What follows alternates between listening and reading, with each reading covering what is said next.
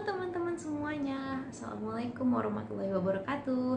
Salam sejahtera buat kita semua. Om Swastiastu, Namo Buddhaya, salam kebajikan. Nah, sebelum kita memulai penyuluhan hari ini, alangkah baiknya kita berkenalan terlebih dahulu. Ingat, tidak kenal maka tidak sayang. Nama saya Hanun Maria, saya berasal dari D3 Pajak Kenstan. Saat ini saya sedang berada di semester 5 angkatan 2018. Yuk langsung saja kita mulai penyuluhannya.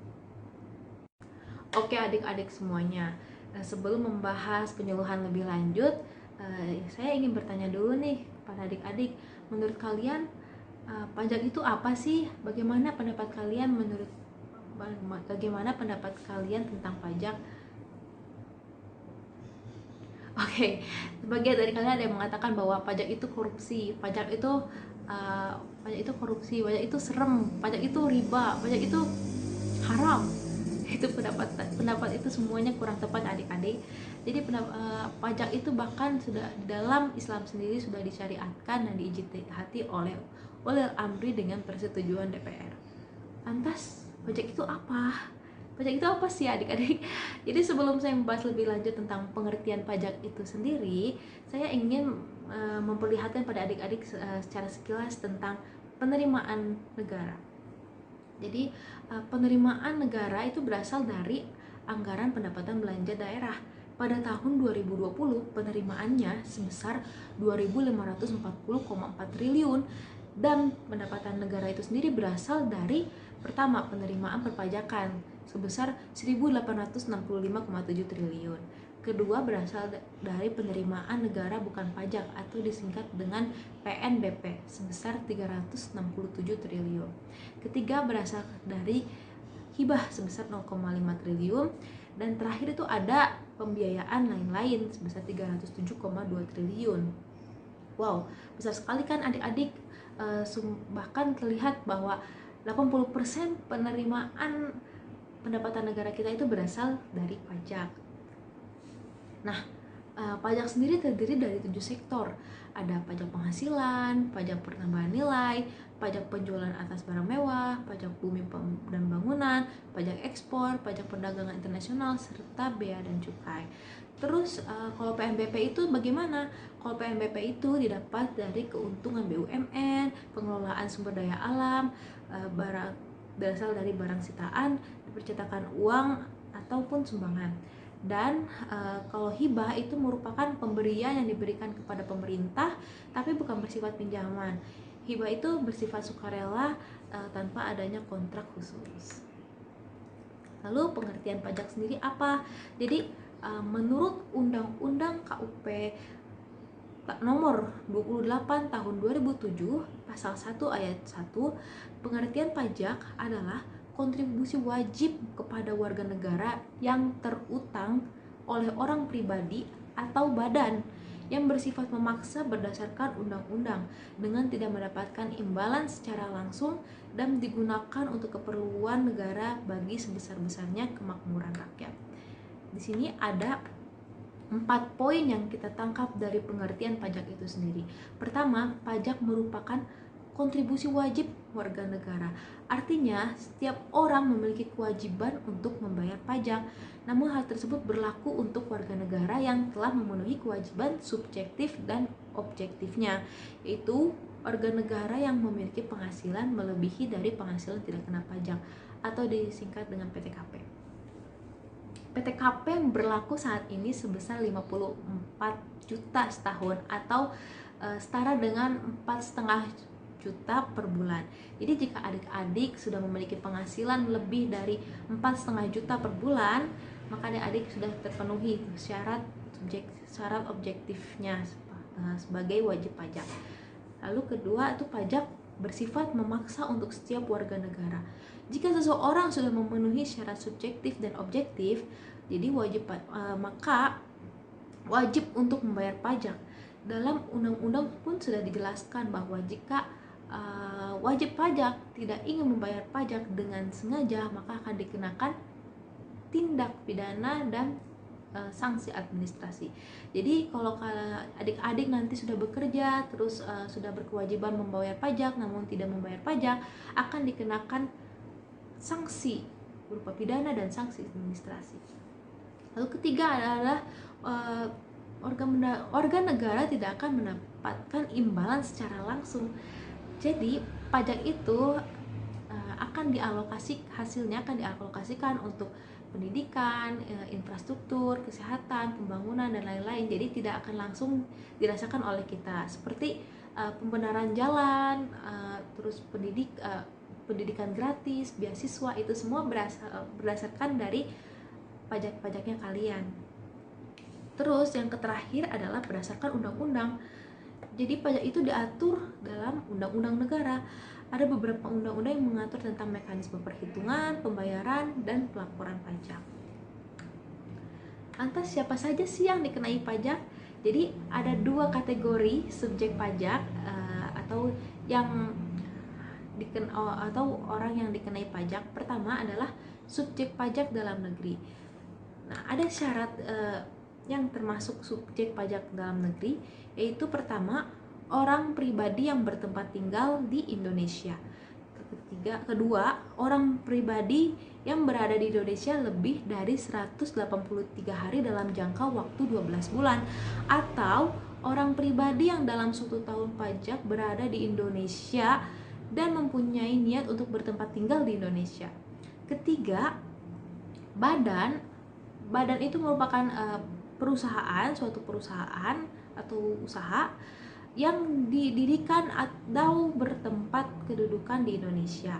Keempat adalah warisan yang belum terbagi sebagai satu kesatuan menggantikan yang berhak. Lalu kedua adalah subjek pajak luar negeri.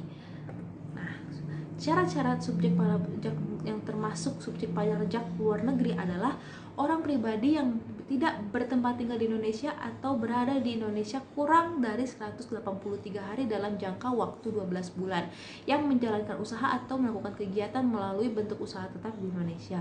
Kedua, badan yang tidak didirikan dan tidak bertempat kedudukan di Indonesia, yang menjalankan usaha atau melakukan kegiatan melalui bentuk usaha tetap di Indonesia.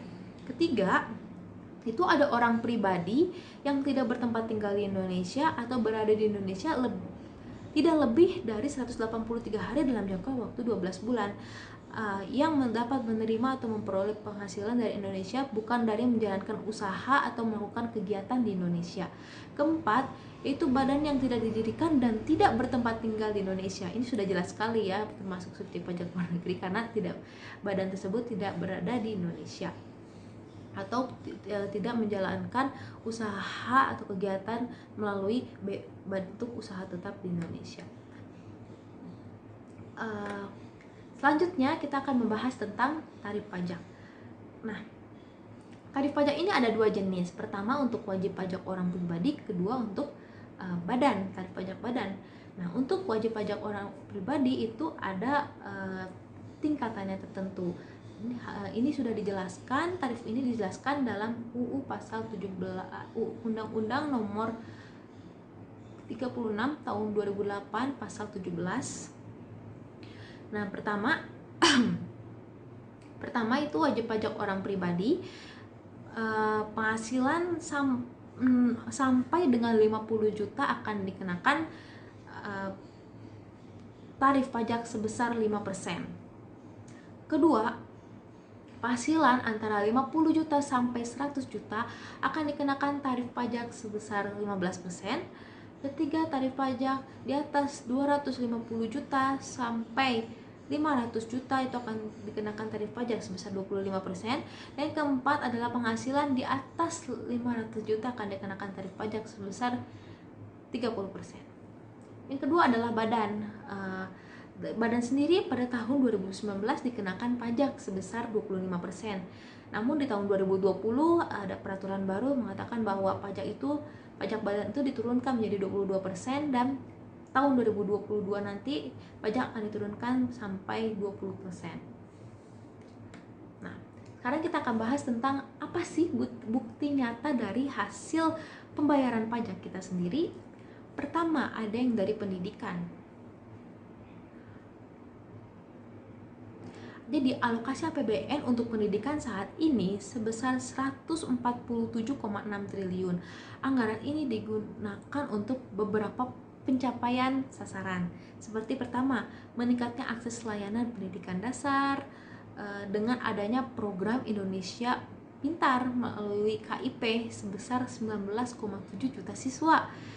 Terus ada lagi tentang tercapainya mahasiswa penerimaan bantuan bidik misi sebesar 101.000 mahasiswa.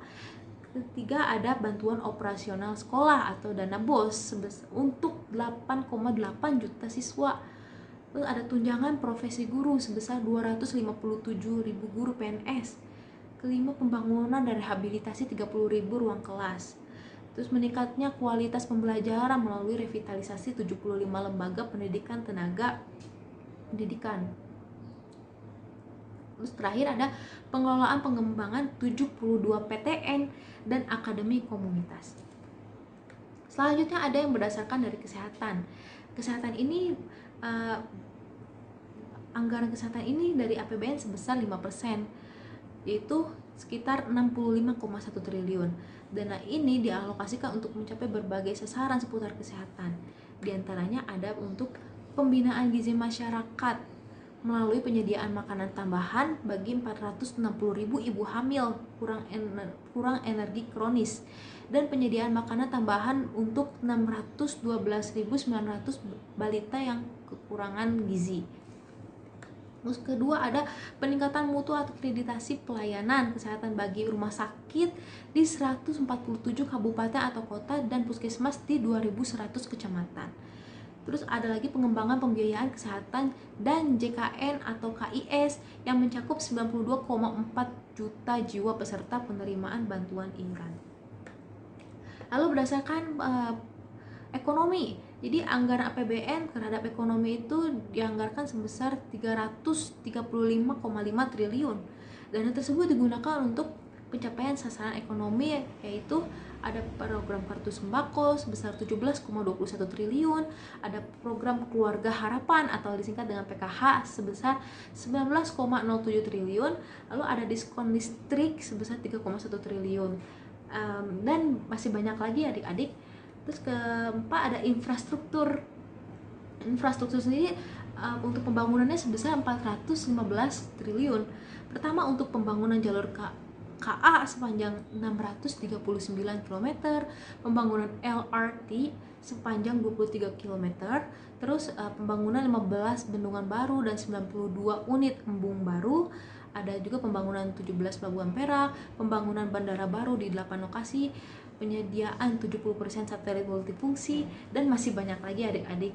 Di sini masih banyak sekali datanya. Jika Anda ingin mengetahui lebih lanjut, bisa Anda cari di onlinepajak.com. Lantas apa sih peran kita? Nah, untuk wajib pajak sendiri, peran utamanya adalah tentu membayar pajak tepat waktu dan melaporkannya secara tepat waktu. Lalu untuk bagi kita adik-adik semua dan kaum milenial yang belum termasuk menjadi wajib pajak, maka ingat saja 3M. Pertama, mengingatkan, menabung, dan mengikuti. Pertama, mengingatkan. Kita mengingatkan kepada orang sekitar seperti orang tua di rumah akan pentingnya membayar pajak. Kedua adalah menabung. Dengan menabung sejak dini, kita akan mampu memanajemen keuangan kita dengan baik. Terus ketiga, mengikuti. Nah, seperti acara ini, dengan mengikuti kegiatan yang diselenggarakan oleh Kemenkyu atau acara penyuluhan-penyuluhan, itu akan menambah wawasan perpajakan bagi adik-adik kalian semua. Demikian penyuluhan pajak hari ini. Mohon maaf apabila ada kata-kata Korea yang berkenan. Terima kasih kepada adik semua yang sudah ikut berpartisipasi dalam acara penyuluhan ini. Akhirnya kita sampai di penghujung acara ya adik-adik. Apabila ada pertanyaan seputar pajak lebih lanjut, adik-adik bisa menghubungi nomor di bawah ini. Oke, sekian dari saya. Assalamualaikum warahmatullahi wabarakatuh.